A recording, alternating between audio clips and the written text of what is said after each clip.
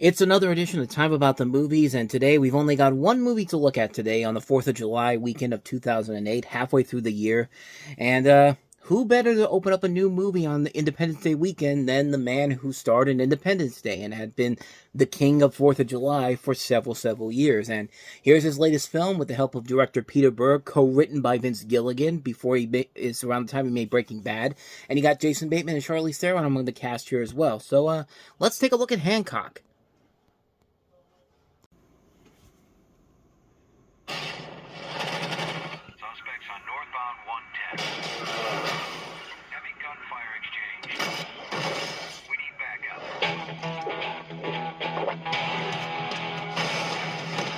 Fellas, get yourselves up quiet.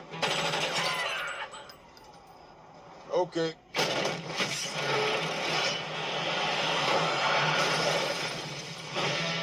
Hancock's latest act of so-called heroics has once again enraged city officials. I can smell that liquor on your breath. Because I've been drinking. Jackass. Call me a jackass. One more time. Jackass. How about you, Thickness? Goggles? Hancock! I knew you'd come. Not okay. I do public relations. People don't like you, Hancock. I look like I care what people think. Right now, he's a DA trying to figure out how to come up here and put you in jail. I say go. He's not gonna go. People take you for granted, you know? We gotta make people miss you. You don't move, your head is going up his.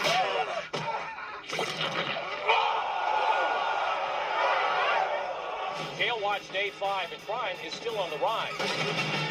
You got a phone call. It's the chief of police. He says he needs your help. You have a calling. You're a hero, Hancock. You're gonna be miserable the rest of your life until you accept that. Life here can be difficult for me. After all, I'm the only one of my kind.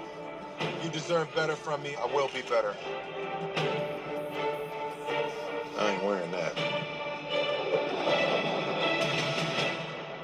What? It's a little tight. Hancock!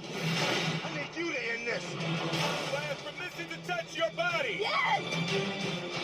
It's not sexual. It's not that you're not an attractive woman.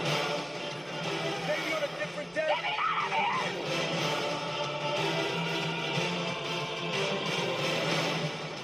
Hancock is down. He looks hurt. That's it. Make it look hard.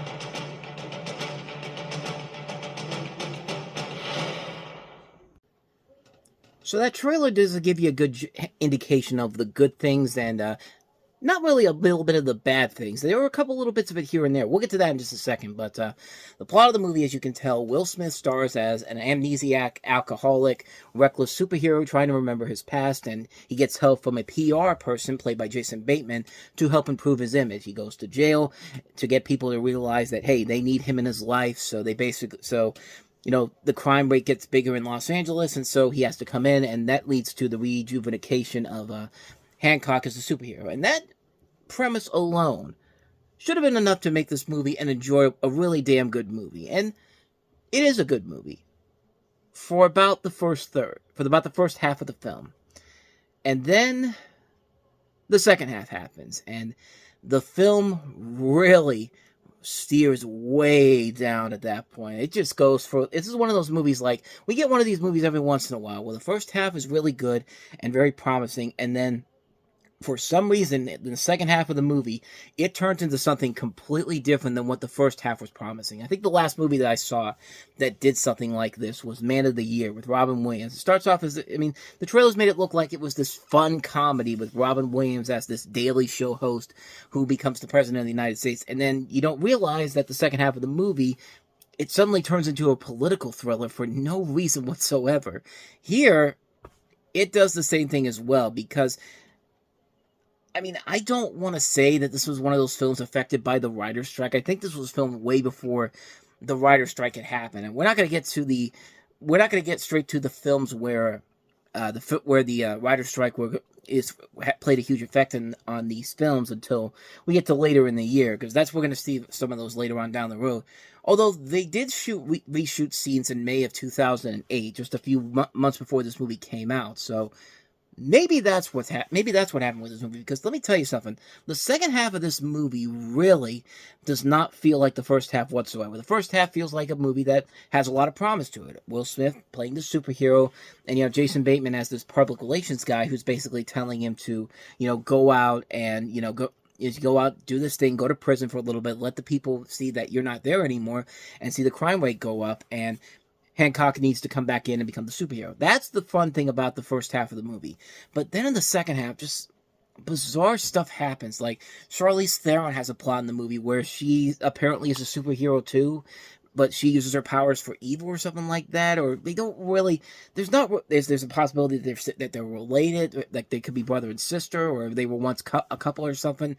But it's a very odd movie. It's a film where the first half was really looking strong, and then in the second half, because that tonal shift comes in, and then they add in a random villain, a random redneck villain, played by Eddie Marsan, it really comes out of nowhere, and it just really is, like, the second half really does come out of nowhere, and I don't know what the hell happened.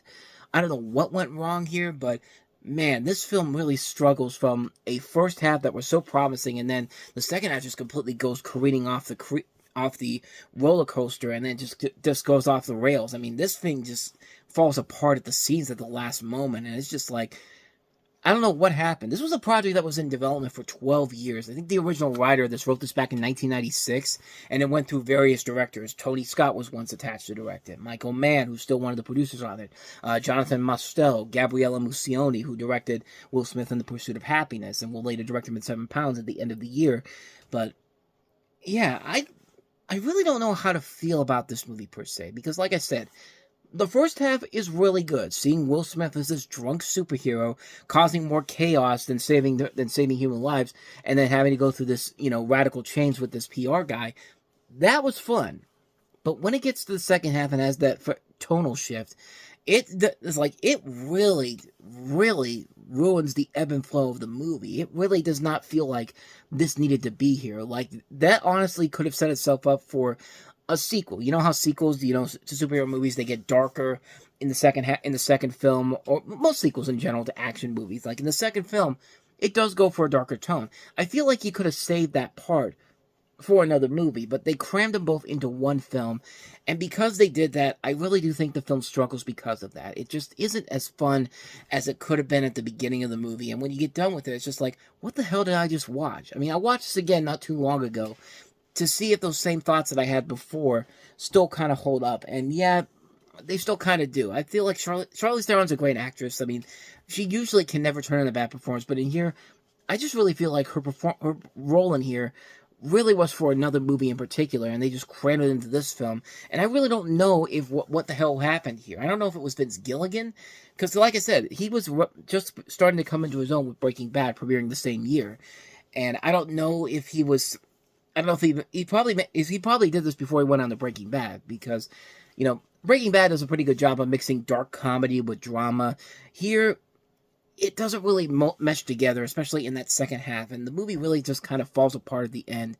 And yeah, needless to say, I was very disappointed by it. And it's not a long movie either. I just realized that.